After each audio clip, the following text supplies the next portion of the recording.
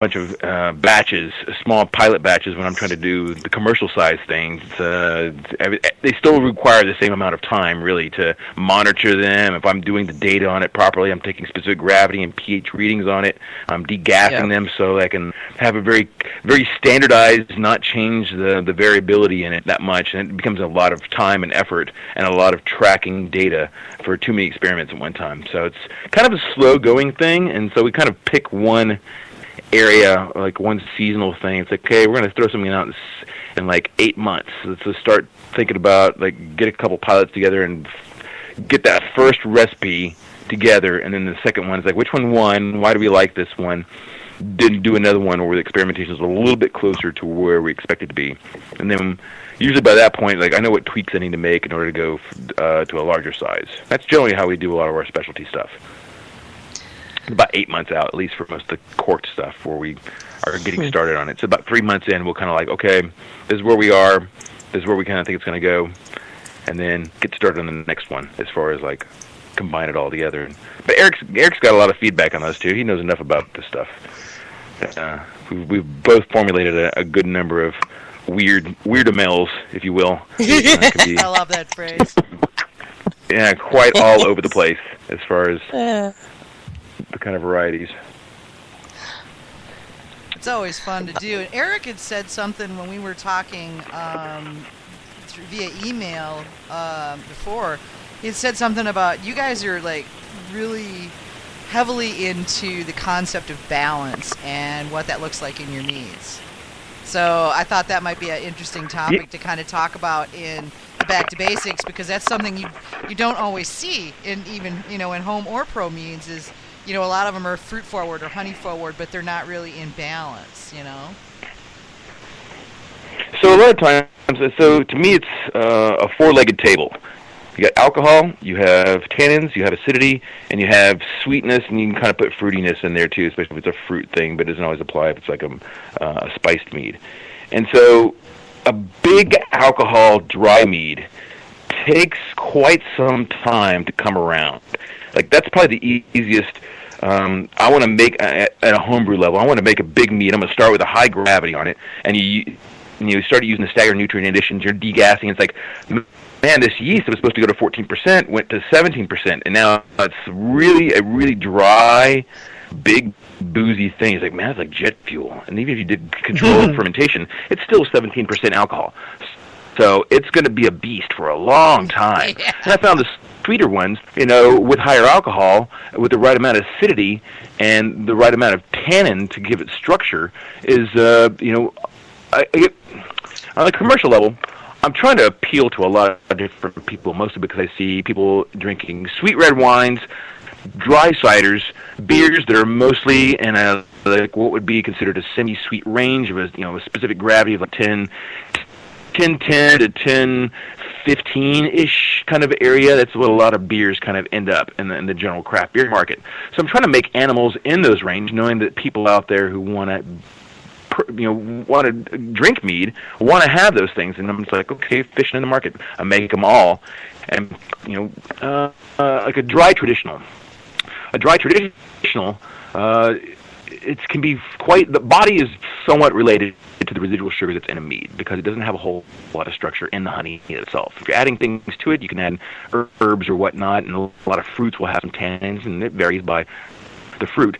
But having that structure there that still lingers around while still being dry, and a lot of times oak is the answer. Oak, not too much. You don't want to be drinking a peg leg, but there's a nuance there that can give some vanilla characters, but you kind of know the structure. For me, I notice those tannic structures kind of making my tongue halfway back, kind of raspy like a cat. That's like a little bit over the top as far as high tannins comparatively to wine. And I guess Eric's much more of a wine drinker than I am. I'm more of Eric drinks. He's very knowledgeable about a lot of those things. But when I drink wine, I notice a lot of times in red wines, especially oaked quite a bit. It's not so much the smell or the taste I get, but I get a lot of character and the structure of that. So we use tannins in our draft meads because the lower alcohol, often people find those insipid, or they just don't have a lot of body to them, really. That's the problem. And so carbonation helps out a whole lot with that. And so there's different things on what you're trying to go with. that matters a lot in the different kind of styles that we do.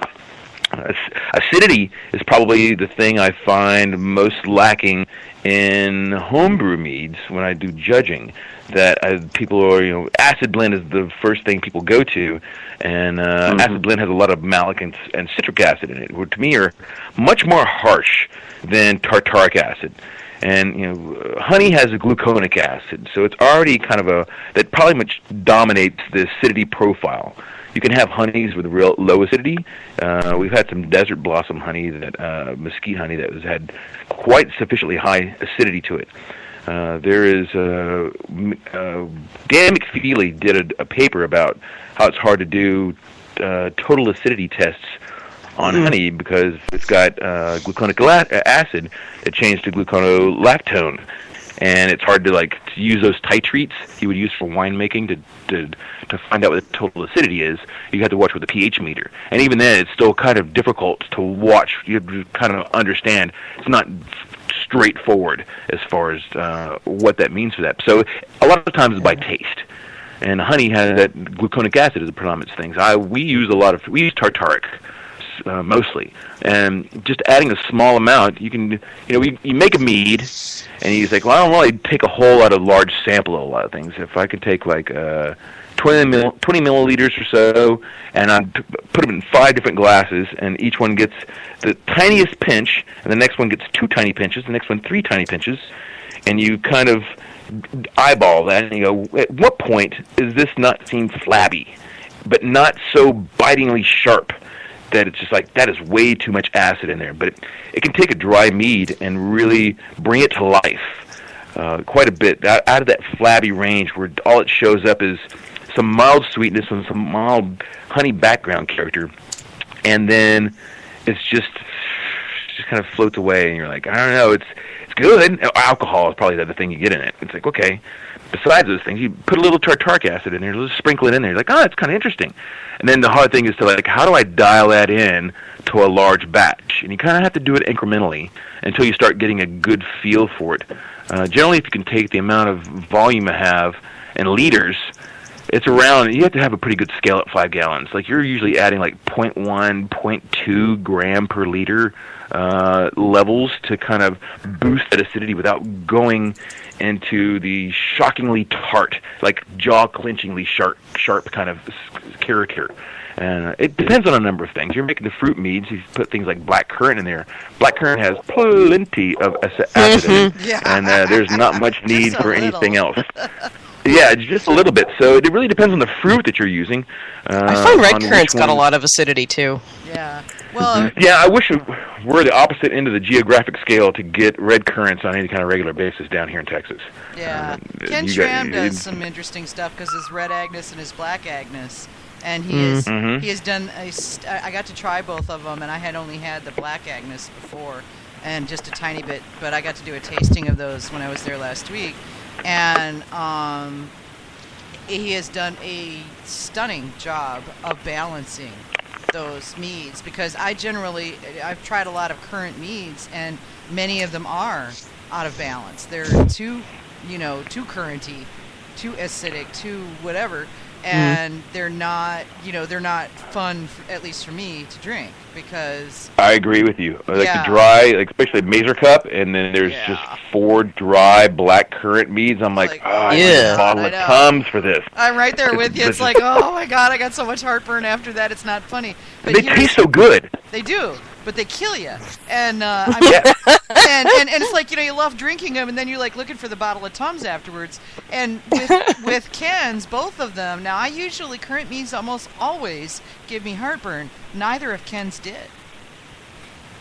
Yeah, and dialing that down with somehow, finding fruit that really is potent fruit, like blueberries don't have a lot of acidity to it. They get a fair amount of kind of a tannic character to it. It's a good blend with black currant, because the currant will kick up the acidity, and the fruit characters are quite strong, and the blueberries come along with some tannin to balance with the acidity. And if you have the right amount of alcohol and sweetness involved with that, there's a pretty nice balance. I've given it to red wine drinkers who only drink red wine. It's like, here, let me give you the entire gamut are the things we have, starting with the dry traditionals, and we'll work all the way through to this really big, berry, sweet, almost dessert wine thing. Like, man, I like that one the best. It's like, see, I've seen that. Maybe it's just in balance to your thing. And you just didn't think you liked anything sweet because you've never had it balanced before. We get that a lot. Yeah, I saw that a lot when I was doing that summer at the farmer's market. People were like, "Oh, I like Merlots. I don't like sweet things at all." And I go, "Well, look, why don't we put out a spread?" And this guy had a spread from a super big. It was actually a big dry. It was a buckwheat traditional fortified dry, and then he had a blackberry dry, and then he had a couple of semis, and then he had a couple of big ass sweets. You know, that you would think they would hate, and more often than not, they walked away with a couple bottles of the sweets. All the time. Yeah. All the time. Blew my mind. That makes it really hard to educate people about it, too, because they're so put off by the concept of what they've already been drinking, especially in the wine world, that, you know, that's part of the people you're actually marketing to in that respect, that you've got, you know, the people that are already familiar with mead. A lot of times those people are come from SCA, RIN kind of associations, or people in literature who you know, read Beowulf and, you know, plays. To me, that's the people that already have exposure. Yeah. And a lot of people were just coming in. They're like, okay, I've heard about it. I've seen something on the news about it, and I've always heard about it. I want to try it. And we get a lot of those too. But I've also had people that were like, basically they're saying they've had poor representations of it, and I don't drink mead at all. And I'm like, well, try ours. It's a completely different thing. They're like, oh, that's way better than I was expecting. So it's pleasantly surprised. Yeah. Is what I'm always trying to go for. But it is hard.